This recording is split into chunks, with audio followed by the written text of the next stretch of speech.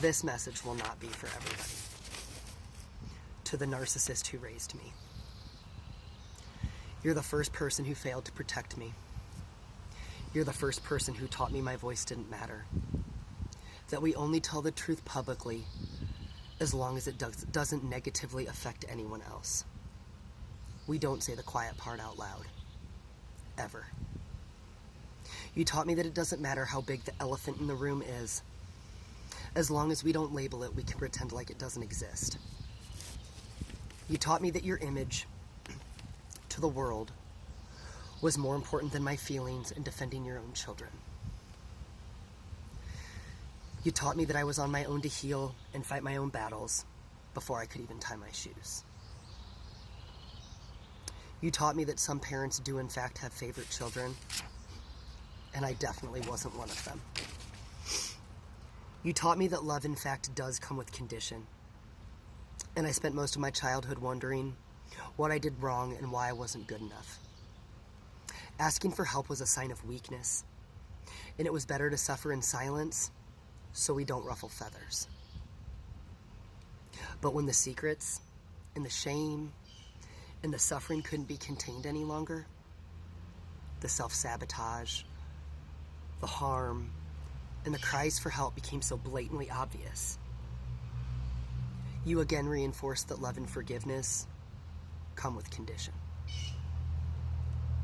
The ways I tried to outrun and numb my trauma became a new woe is you chapter in your book of life.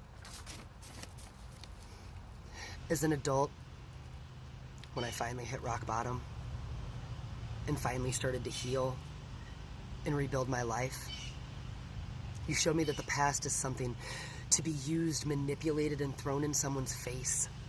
Because how dare someone no longer be the version you painted them to be? But today I thank you. Because the anger and the resentment that I once had are long gone. And I thank you for showing me everything I don't want to be. I understand that you too had trauma, that you too weren't protected. And as an adult, I realized that my child self was a trigger for your own hurt and unhealed inner child. I choose to show you grace.